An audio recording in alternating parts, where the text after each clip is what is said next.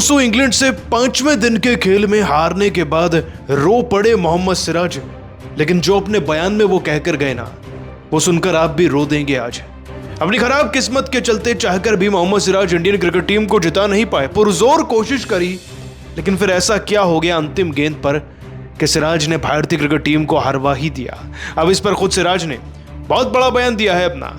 क्या कुछ कहा है, उनके चौंकाने वाले बयान का पूरा वीडियो आपके सामने रखने जा रहे हैं। लेकिन ऐसी मुश्किल घड़ी में अगर आप भी भारतीय क्रिकेट टीम और खास तौर पर सिराज के साथ खड़े हैं तो वीडियो को एक लाइक जरूर कीजिएगा। वीडियो का लाइक टारगेट मात्र 1000 लाइक का है, तो लाइक करना ना भूलें। दोस्तों, भारत और इंग्लैंड की टीम के बीच में खेला गया सीरीज का तीसरा टेस्ट मैच हर एक टेस्ट प्रेमी को मरते दम तक याद रहेगा। कहते हैं कि लॉर्ड्स के मैदान में मुकाबले नहीं बल्कि कुछ ऐसी लड़ाइयां लड़ी जाती हैं जिनको सदियों तक याद रखा जाता है। ये मैच भी कुछ ऐसा ही था। भारत और इंग्लैंड की टीम के बीच में जब ये मैच शुरू हुआ तब किसी को इस बात की उम्मीद नहीं थी कि हम इंग्लैंड को सबसे पहले तो 387 पर रोकेंगे, फिर 387 ही बनाएंगे और फिर एक ऐसा लफड़ा होगा जो पूरे मैच को पलट कर रख देगा। एक ऐसा लफड़ा जिसने मैच में सबको इतना गर्मजोशी में ला दिया कि दोनों टीमें एक दूसरे की खून की प्यासी हो गई थी। हमारे गेंदबाजों ने सबसे पहली पहल करी और 192 रन पर इंग्लैंड को आउट करके, ऑल आउट करके उनको उनकी औकात दिखाई। लेकिन अब बड़ी बात थी कि भारत को 193 चेज करने थे। कहने को ये इतना बड़ा भी टारगेट नहीं था, लेकिन इसे चेज करना आसान नहीं था और लगता है कि यही गलती भारतीय क्रिकेट टीम के खिलाड़ियों ने कर दी, इसे आसान समझने की।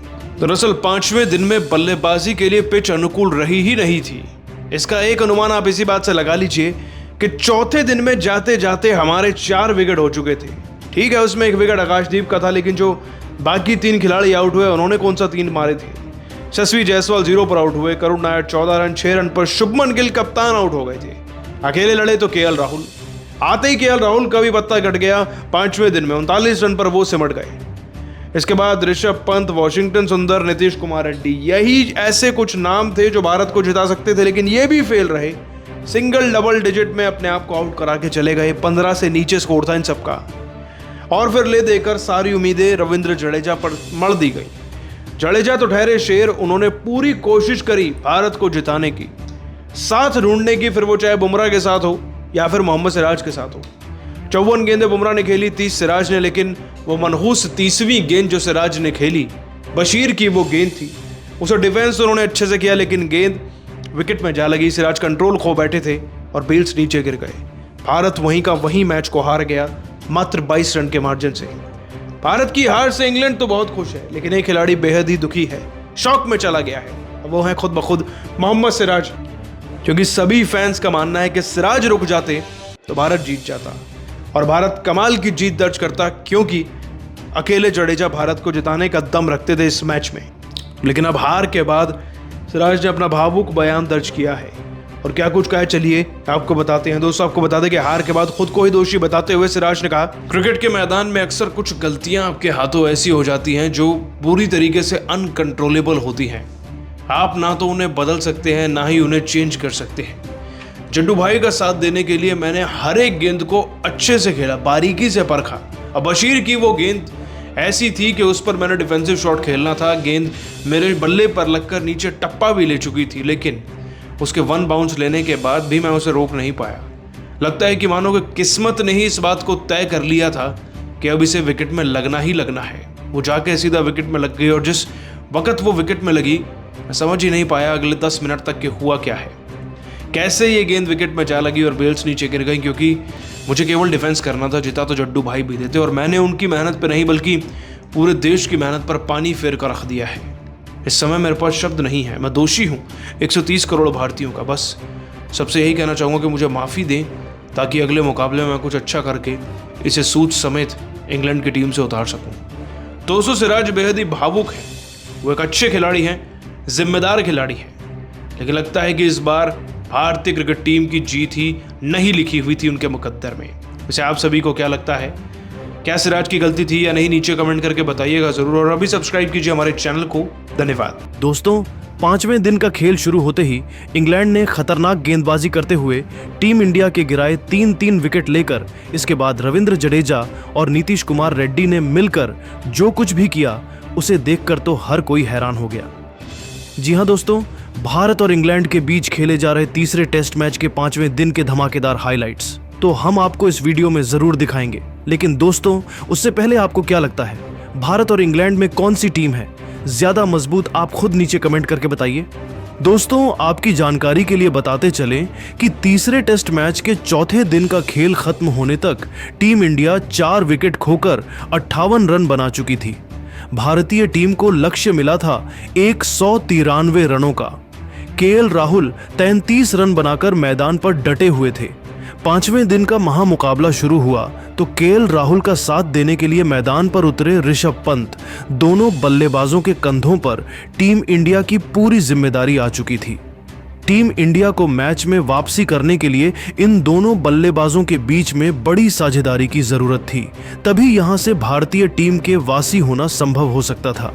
जबकि दूसरी तरफ इंग्लैंड की तरफ से गेंदबाजी करने के लिए आए बेन स्टोक्स के सामने स्ट्राइक पर मौजूद थे ऋषभ पंत। उन्होंने पहली गेंद पर सिंगल लिया। अब भारतीय टीम का स्कोर 59 रन पर हो चुका था। अगले ओवर में इंग्लैंड के कप्तान बेन स्टोक्स ने जोफ्रा आर्चर पर भरोसा जताया और विकेट की तलाश में गेंदबाजी करने के लिए उनको भेज दिया। ओवर की दूसरी ही गेंद को ऋषभ पंत ने लॉन्ग ऑफ की दिशा में धकेल दिया।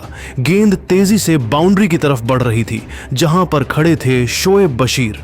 शोएब ने गेंद को रोकने का पूरा प्रयास किया, लेकिन जब तक वह वहां तक पहुंच पाते तब तक गेंद बाउंड्री को पार करते हुए 4 रनों के लिए चली गई थी।